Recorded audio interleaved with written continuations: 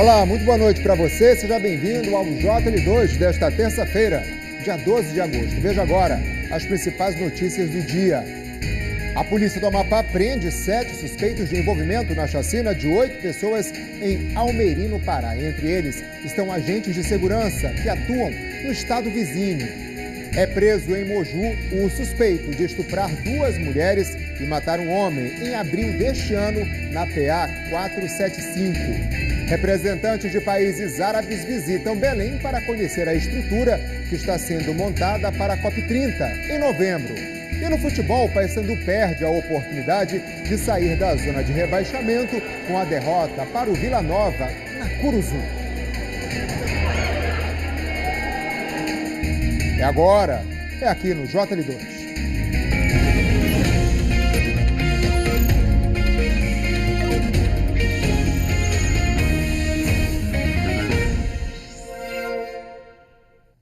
Uma operação em Moju, no nordeste do Pará, prendeu um homem suspeito de vários crimes, entre eles estupros em série.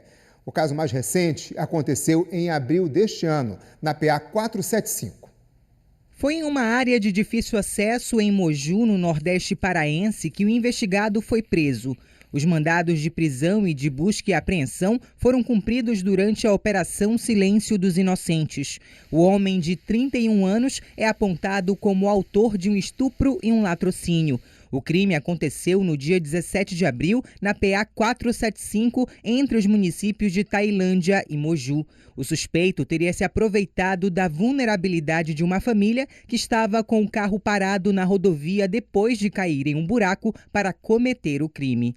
Ele teria anunciado o roubo e levado a família para uma área de plantação de dendê, onde estuprou 2 mulheres e matou Anderson Fábio Rodrigues da Costa, de 44 anos. E neste momento, como eles estavam em um local ermo ali, o criminoso atacou, amarrou também o homem, né, e cometeu crime bárbaro lá contra a esposa e a filha.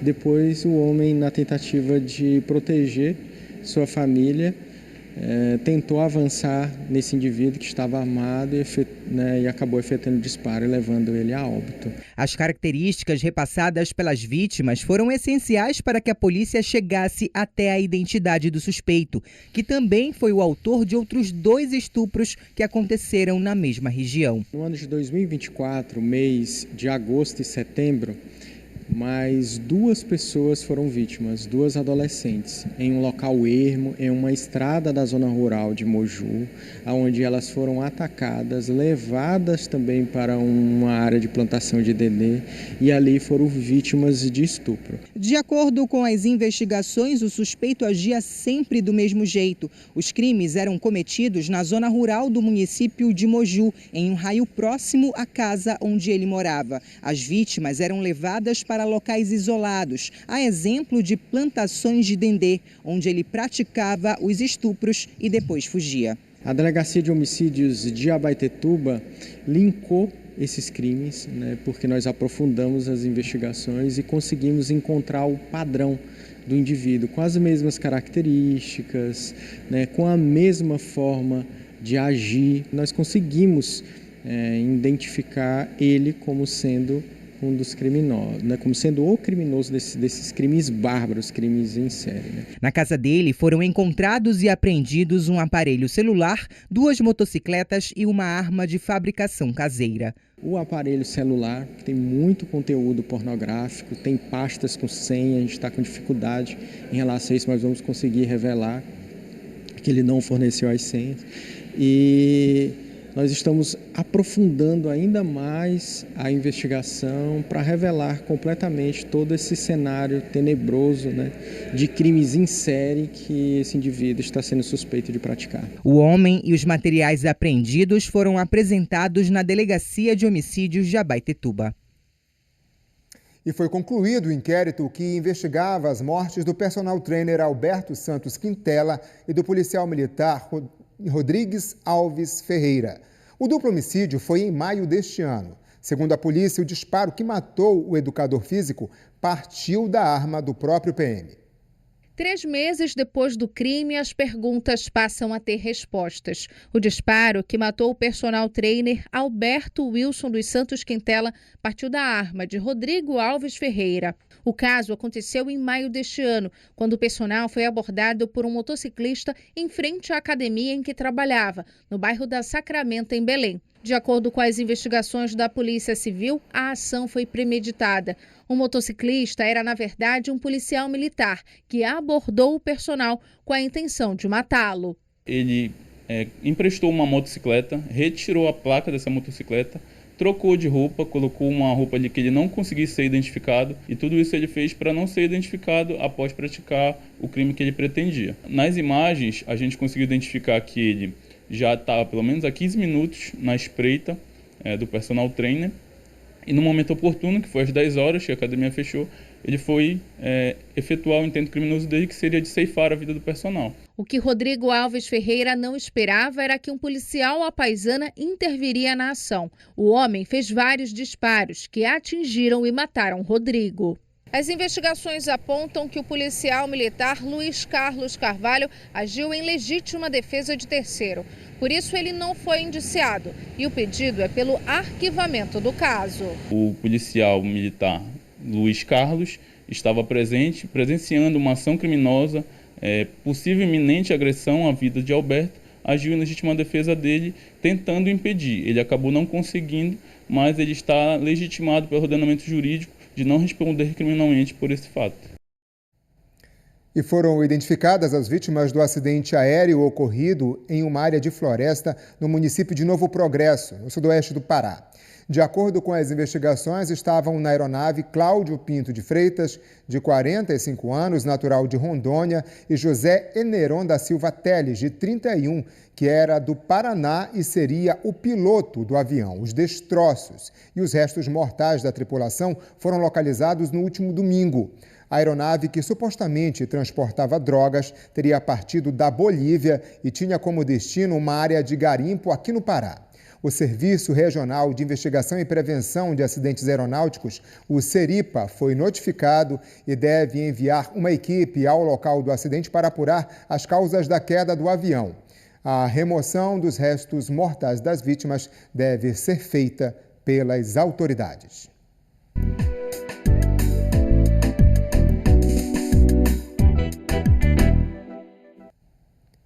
Representantes de países árabes participaram de um encontro em Belém com o ministro do Turismo, Celso Sabino.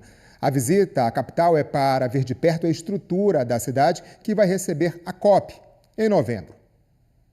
A comitiva, formada por embaixadores de 6 países da Liga Árabe, está em Belém desde domingo. O grupo veio conhecer a cidade, visitar hotéis e acompanhar as obras para a COP.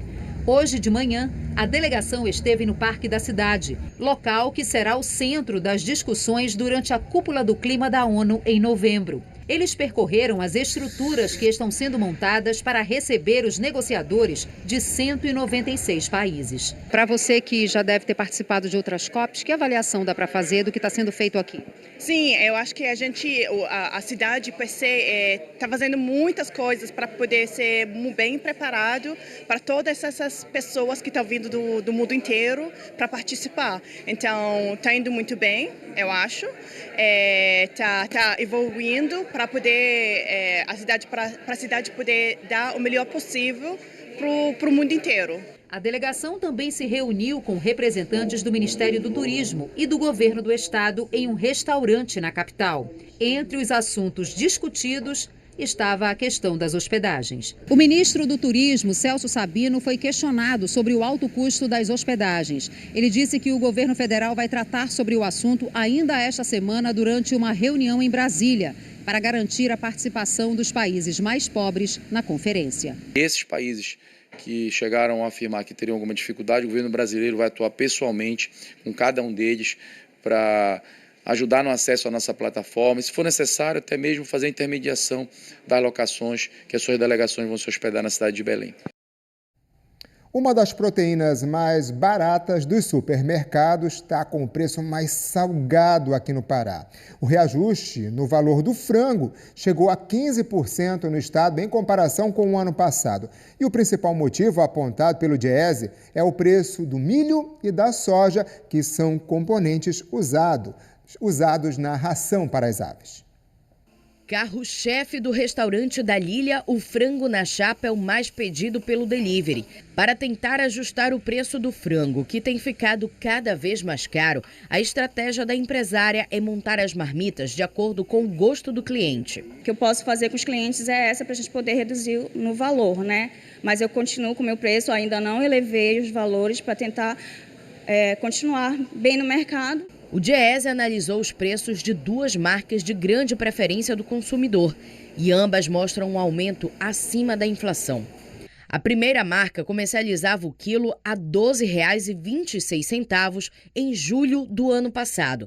Já no mesmo período deste ano, o preço chegou a R$ 13,95, um reajuste de mais de R$1, o que equivale a um aumento de quase 14%.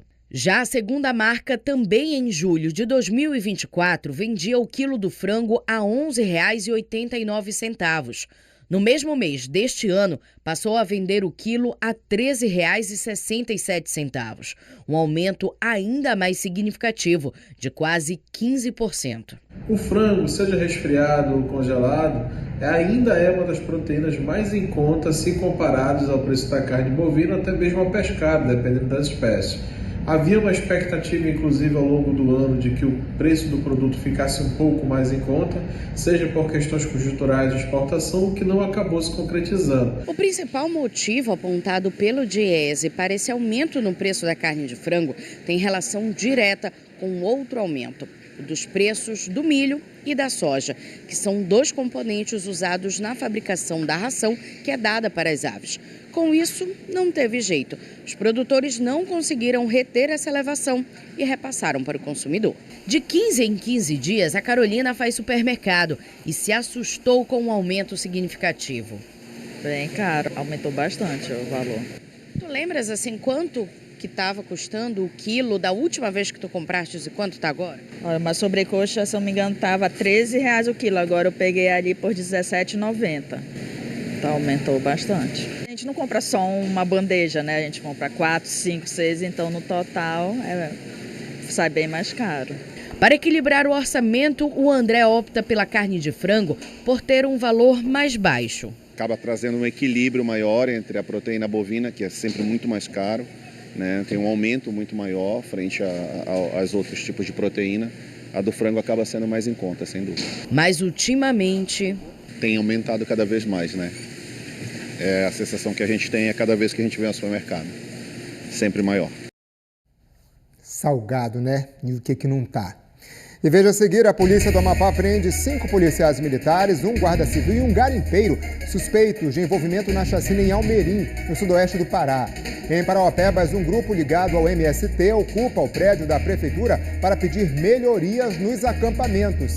E no futebol, a derrota do Paysandu para o Vila Nova mantém os bicolores na zona de rebaixamento.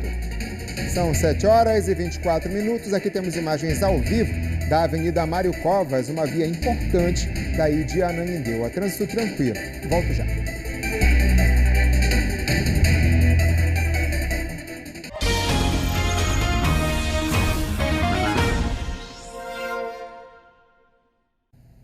A polícia prendeu 7 suspeitos de envolvimento na chacina ocorrida há cerca de uma semana no município de Almerim, na divisa do Pará com o Amapá. Um garimpeiro, 5 PMs e um guarda civil. Os 7 suspeitos foram presos hoje em Macapá e na cidade de Laranjal do Jari, vizinha ao município de Almeirim, onde o crime foi registrado. Provas coletadas pela Polícia Civil do Amapá ao longo das investigações basearam os pedidos de prisão preventiva expedidos pela Justiça contra 5 policiais militares, um guarda civil e um garimpeiro. Nos endereços dos suspeitos também foram cumpridos mandados de busca e apreensão. O material recolhido será analisado em busca de outros possíveis envolvidos no crime. O nosso objetivo principal é esclarecer toda a verdade numa linha do tempo, sem esquecermos ou sem deixarmos ninguém de fora. De acordo com a Polícia Militar, dos 5 PMs presos, 4 atuavam em Macapá e 1 em Laranjal do Jari. Nós temos policiais de 2021, nós temos policiais mais novos, enfim, são policiais de variados tempos de serviço. Os detalhes sobre o que eles faziam na área e quem contratou os serviços não foram divulgados. Todos os presos vão passar por uma audiência de custódia que deve definir pela manutenção ou não das prisões. Os envolvidos não tiveram os nomes divulgados pela polícia, mas novos detalhes sobre a dinâmica do crime foram revelados. Estavam voltando, eles foram até o garimpo. Quando eles estavam voltando, estariam as pessoas esperando eles no corpo. E ali teria ocorrido o crime. A chacina aconteceu na semana passada na localidade que fica nesta região, entre os municípios de Laranjal do Jari, no Amapá, e o distrito de Monte Dourado, que pertence a Almeirim, no Pará. 8 corpos foram encontrados em pontos diferentes do rio Iratapuru. As vítimas faziam parte de um grupo que visitava a área para negociar a compra de terrenos. As 2 caminhonetes usadas pelo grupo foram incendiadas. 4 paraenses estão entre os mortos. Todos foram sepultados no fim de semana em diferentes cidades do interior do estado. De acordo com as investigações, as vítimas foram confundidas com criminosos envolvidos em assaltos a garimpos ilegais na região. Ainda de acordo com a polícia, o único sobrevivente da chacina não estava presente no momento da execução. Ele permaneceu no garimpo enquanto os outros 8, as outras 8 pessoas seguiam nas caminhonetes. A polícia aguarda agora o laudo microscópico para confirmar se houve ou não tortura antes das mortes. O comando da Polícia Militar do Amapá abriu um procedimento interno para definir o futuro dos militares na corporação. Em Parauapebas, no sudeste do Pará, um grupo ligado ao Movimento dos Trabalhadores Rurais Sem Terra ocupou hoje a sede da Prefeitura. Entre as reivindicações estão a melhoria em serviços básicos nas comunidades. O grupo entrou no prédio da Prefeitura no final da manhã desta terça-feira e permanece no local. O atendimento ao público segue parcialmente comprometido. De acordo com os manifestantes, a ocupação é uma forma de chamar a atenção do poder público para pontos que, segundo eles, vêm sendo ignorados pela administração municipal. Entre as reivindicações estão melhorias nas estradas vicinais, apoio à produção agrícola e infraestrutura básica nas comunidades. Uma situação de crise séria nas comunidades rurais e urbanas dessa cidade, né? A gente tem grandes problemas no fornecimento dos serviços básicos de saúde, educação, saneamento, infraestrutura geral das comunidades, de manutenção das limpezas das praças e canteiros. Então, nós estamos num momento de estrangulamento do diálogo e dessa possibilidade de manutenção das nossas vidas nas comunidades. O ponto principal da pauta dos trabalhadores rurais é a construção de 2 escolas, uma delas de ensino médio, na zona rural. A Prefeitura de Parauapebas até o momento não se manifestou sobre a ocupação. Um implante contraceptivo para mulheres é uma novidade oferecida pelo Sistema Público de Saúde aqui do estado desde o início do mês. O método é rápido e indicado para evitar a gravidez e melhorar o ciclo menstrual. Carla é mãe de um bebê de 3 meses e quer esperar mais tempo antes de tentar uma segunda gravidez. Por isso, escolheu como método de prevenção um implante contraceptivo, uma novidade disponibilizada pela Rede Pública de Saúde do Estado desde o dia 1º de agosto. A finalidade de vir colocar o implante hoje é evitar que eu tenha um filho que não seja planejado. E por estar amamentando, eu fico com medo de usar outros tipos de anticoncepcionais que possam interferir nos meus hormônios e acabar atrapalhando a amamentação. O implante é um pequeno dispositivo com hormônio inserido sob a pele da paciente.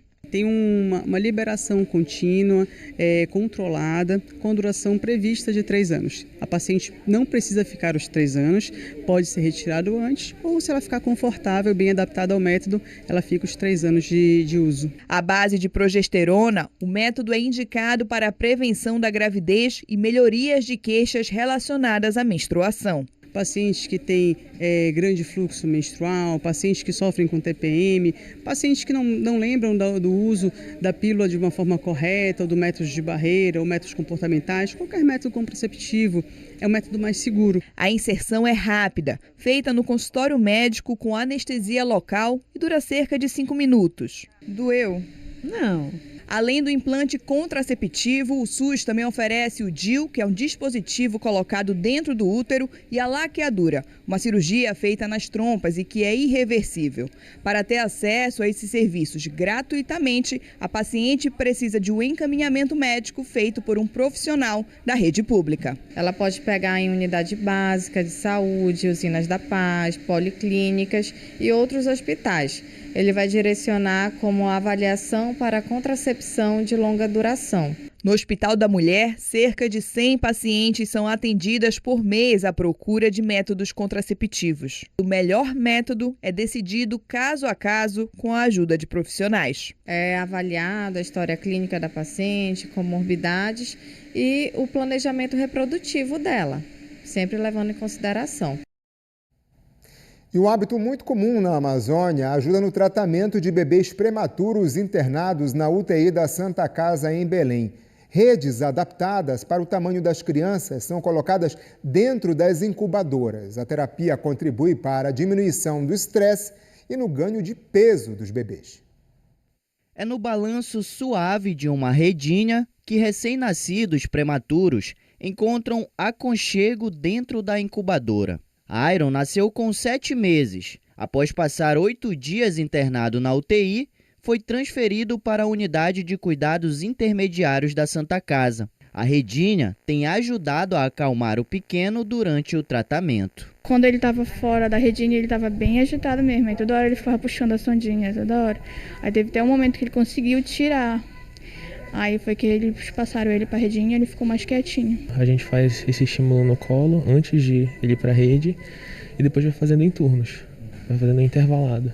Coloca um pouco, tenta fazer alguns minutos, depois tira, faz depois com uma meta de um pouco mais de minutos até a gente chegar em 1 hora. E a gente faz esse intervalo de 1 hora e acaba promovendo intervalos maiores ou menores de acordo com a tolerância do bebê mesmo. O método é conhecido como rede-terapia.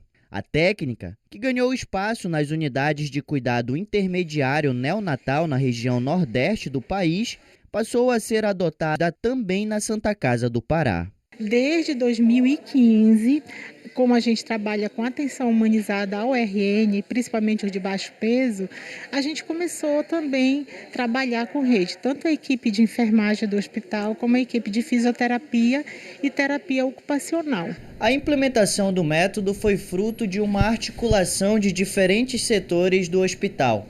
Aqui, na gerência de processamentos de roupa da Santa Casa, por exemplo, acontecem as confecções das redinhas. A gente está agora com um maior número, aí a gente consegue ter uma abrangência maior, a gente tem uma disponibilidade a mais das redinhas, com um fluxo estabelecido, e hoje a gente já usa nas UTIs e aqui na UCI. Os impactos positivos da técnica são comprovados cientificamente. Estudos demonstram que as redinhas ajudam a normalizar os sinais vitais dos recém-nascidos e reduzir os níveis de estresse. A rede, por facilitar a qualidade do sono, diminuir o nível de estresse, favorece também, consequentemente, o ganho de peso. Então, para esses bebês com esse perfil de prematuridade, de baixo peso, é um ganho que dá muitos privilégios, né? Dá muitos benefícios, melhor dizendo, para esses bebês. Iron deve receber alta nos próximos dias. Por enquanto, Renata continua ao lado do filho, embalando os primeiros momentos de uma vida marcada pela superação. A gente está com essa expectativa que ele tenha alta logo, que a gente vai para casa para ficar um ambiente melhor, né? Saúde aí pro Iron, né? E olha, uma das maiores feiras de agronegócio do Pará movimenta o mercado com inovações para o campo em Paragominas. O repórter Emerson Sodré está lá, ao vivo, traz mais informações para a gente. Boa noite, Emerson. Oi, João, boa noite para você, boa noite a todos. Pois é, hoje é a 4ª noite da Feira Agropecuária aqui de Paragominas, a festa mais popular e também mais aguardada da população, né, aqui do município, que reúne aí mais de 200 expositores. E a organização estima movimentar cerca de 800 milhões de reais em negócios durante as 9 noites do evento. E olha, nesta área aqui com mais de 150 mil metros quadrados, o público sempre fica atento às novidades do agronegócio. A exposição de produtos do campo, né, que atrai pessoas de todos os lugares do Brasil aqui para Paragominas, João. É durante esse passeio aqui que muitas pessoas também encontram oportunidades de negócios. Desde a venda dos brinquedos aos insumos, também implementos agrícolas, maquinários de alta tecnologia e tudo que é útil para o campo, né, do pequeno ao grande produtor. Essa feira também que tem leilões de animais de elite, rodeios, e para a criançada aqui também tem o parque de diversões com mais de 20 brinquedos e na hora que bate aquela fome, claro, tem uma imensa praça de alimentação. A organização da feira agropecuária aqui estima mais de 230 mil pessoas devem passar por aqui durante esse período do evento. João, até domingo tem muita coisa boa por aqui. Obrigado, Emerson. Feira lá de Paragominas, tradicional, movimenta a economia do município. Uma boa noite para você. Vamos falar agora de esporte. O Paysandu terminou mais uma rodada na zona de rebaixamento da Série B. O Papão perdeu por 1-0 para o Vila Nova, em plena Curuzu. Se tem uma lei que quase não falha no Brasil é a do ex. João Vieira provou isso mais uma vez e machucou os corações bicolores. Só que antes do jogo começar, a esperança do Paysandu era de sair da zona do rebaixamento. Uma vitória contra o Vila Nova em uma Curuzu lotada seria o suficiente para isso. E nenhuma forte chuva em plena segunda-feira à noite assustou a torcida. Pelo contrário, parecia que quanto mais chovia, mais alto se cantava.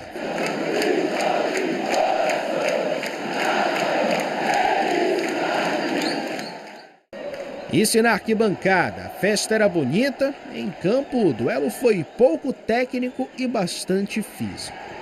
Então, o jeito era tentar ameaçar na bola parada, ou com chutes de longa distância. Só que novamente com cruzamentos, o Paysandu levou perigo de novo. Após a confusão na área, a bola sobrou para Marlon, que cruzou para Garcês abrir o placar. Pena para a torcida alviceleste, que imediatamente viu o árbitro marcar impedimento. No segundo tempo, os bicolores queriam voltar com o mesmo ímpeto do primeiro. Diogo tentou continuar jogando e colocou o Denner na cara do gol, mas Wanderson chegou a tempo para o bloqueio. E para azar do Paysandu, quem estava do lado do Vila era o ex-bicolor. Aproveitando o cruzamento de André Luiz, João Vieira fez um belo gol de voleio. Em respeito à torcida, pelos 3 anos que passou no clube, não comemorou. Porém, na hora que foi substituído, foi alvo da revolta. Um torcedor atirou um copo de cerveja. Sem repertório, a única música que tocava na banda bicolor era dos cruzamentos. E foram vários, porém, nenhum teve sucesso. E no que era para ser uma noite de alívio pela chance de sair da zona do rebaixamento, acaba se tornando em mais um momento de angústia nesta Série B. Até porque, além de ver a invencibilidade de 9 jogos acabar, permanecer na vice-lanterna faz as coisas ficarem ainda piores. Essa frustração hoje a gente sentiu um pouco mais por ser um jogo em casa, né? Não reagiu tão rápido, sem tirar o mérito do adversário, é lógico. Mas eu acho que a gente tem que ter cuidado com isso, sim. A gente não pode deixar os caras baixarem a guarda de novo, eles desconfiarem que eles podem fazer outra sequência de 9 jogos sem perder, podem ganhar 4, empatar 5 de novo, entendeu? Eles têm que ter isso em mente e pra gente não precisar ficar fazendo conta no final do campeonato. E a esperança segue aí para a torcida do Papão. O JL2 de hoje fica por aqui, nós se encontramos amanhã mais cedo, a partir das 6h40. Até lá.